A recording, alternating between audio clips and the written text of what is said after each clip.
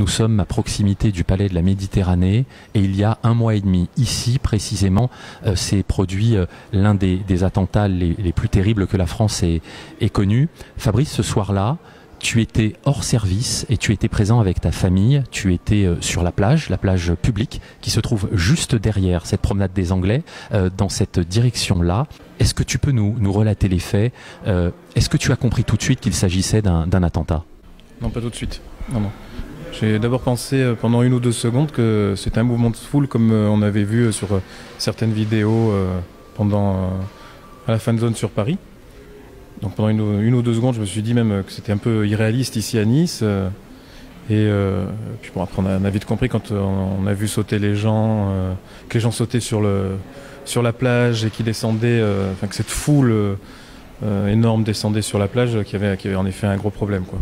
Tu nous as dit tout à l'heure que ton idée première a été bien entendu de mettre en sécurité ta famille, ton épouse, ta nièce, et tu es monté par ces escaliers qui permettent d'accéder à la promenade des Anglais, et notamment au trottoir, et là tu découvres l'horreur. Oui, en fait, parce que du coup, juste avant d'arriver à ces escaliers, donc on a entendu des coups de feu. À ce moment-là, moi je sais pas du tout que c'est un camion qui a fait ce carnage, donc pour nous c'est quelqu'un qui a tiré sur des gens. Donc j'avais mon arme sur moi et j'ai mis ma femme enceinte et ma nièce à l'abri. Et en fait, quand j'ai monté les escaliers pour voir ce qui se passait, c'est là que j'ai vu l'ampleur du drame, quoi. Et donc il y avait des corps de partout. Et donc je me suis approché d'un individu qui était accroupi sur une personne. J'ai donné ma qualité et je lui ai demandé qu'est-ce qui s'était passé, parce que moi je pensais que c'était des gens qui avaient tiré sur la foule. Et en fait, il m'a expliqué que c'était un camion qui avait écrasé tout le monde, quoi. On a envie de te poser cette question aujourd'hui. Comment vas-tu 1 mois et demi plus tard? Est-ce qu'on reprend goût à la vie? Est-ce qu'on reprend le métier facilement? Où en es-tu aujourd'hui? Parce qu'on imagine qu'après avoir vu de telles images, on reste choqué à vie, quoi. Oui, c'est sûr, mais bizarrement, j'ai pas perdu le goût à la vie ou quoi que ce soit de ce genre. Et même, je suis content de continuer d'être au boulot parce que c'est ce que j'aime faire. Mais c'est plutôt où c'est difficile, c'est quand je travaille pas. Quand je sors du boulot, où là j'ai un peu plus d'inquiétude, où je me pose un peu plus de questions sur la sécurité de ma femme, qui est donc de mes proches, quoi. Donc c'est plus à ce niveau-là que ça a pris un palier supplémentaire au niveau un peu de l'angoisse, quoi, que de nouveau il se passe quelque chose. Alors, ton implication, tout en étant hors service d'ailleurs, ton implication a été totale. Est-ce que tu peux nous en parler concrètement? Une fois que tu découvres cette horreur, qu'est-ce que tu fais? Quelle décision tu prends? Je redescends sur la plage, j'explique en 2 mots à ma compagne ce qui se passe, qu'il faut absolument qu'elle ferme les yeux à la petite le temps, parce que pour moi la bonne décision c'est de ne pas rester sur la plage et de quitter cette plage et de traverser le plus rapidement possible la prom pour essayer de quitter cet endroit, quoi.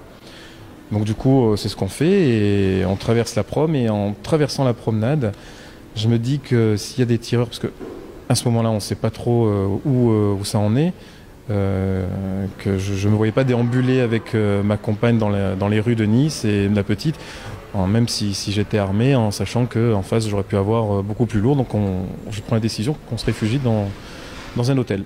Et là, à ce moment-là, évidemment, une fois que tu es rentré dans cet hôtel, tu suis et tu comptes pratiquement ces cadavres qui sont sur la promenade des Anglais. C'est un spectacle, c'est un peu surnaturel, quoi. Ah oui, je pense qu'il n'y a rien qui prépare à ça. Oui, c'est vrai que c'est surprenant. Mais sur le coup, on a un collègue qui m'a parlé de bon stress. On a un bon stress, en fait, qui permet pas d'occulter, mais de dire là sur le coup, je suis plus, c'est le flic qui prend le dessus et du coup, voilà. Est-ce que ce serait pas finalement cet effet tunnel dont on parle? On est dedans, quoi. On est dedans et on va au bout de notre intervention, qu'on soit en service ou finalement hors service. On sait qu'il y a des mesures à prendre et on les prend. On se pose pas trop de questions. En fait, c'est le côté professionnel qui prend rapidement le dessus.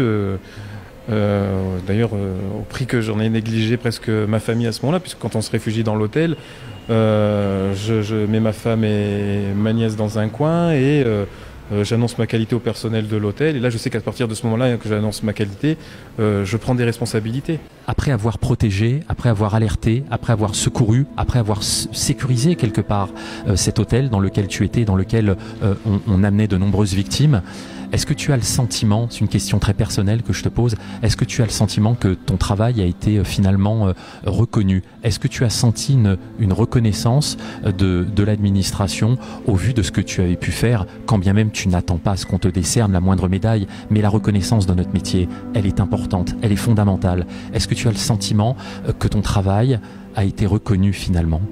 Non. Non. Non, pas du tout.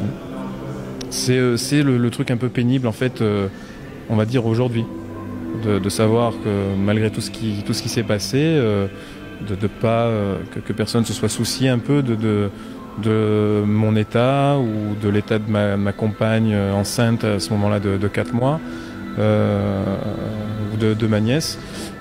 Mes collègues ont été proches. Bon, j'en attendais pas moins de leur part de toute façon. Tu me disais que ta hiérarchie proche également avait souhaité prendre de tes nouvelles. Je parle des gradés, hein, je parle donc de ton équipe, ton chef, mais ça n'a pas été plus loin finalement. Non, ça n'a pas été plus loin. Il y a que un des commissaires à qui j'avais emprunté le brassard ce soir-là, qui m'avait prêté son brassard parce que j'avais pas de brassard ce soir-là, qui quelques jours après, quand je lui ai remis son brassard, qui m'a dit vous avez fait du bon travail. Voilà, c'est la seule chose que j'ai eue.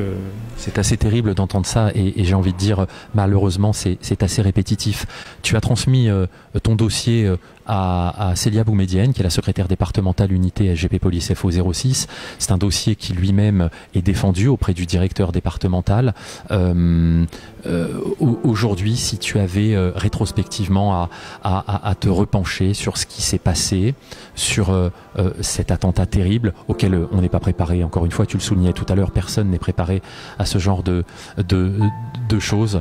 Comment tu appréhendes le métier ?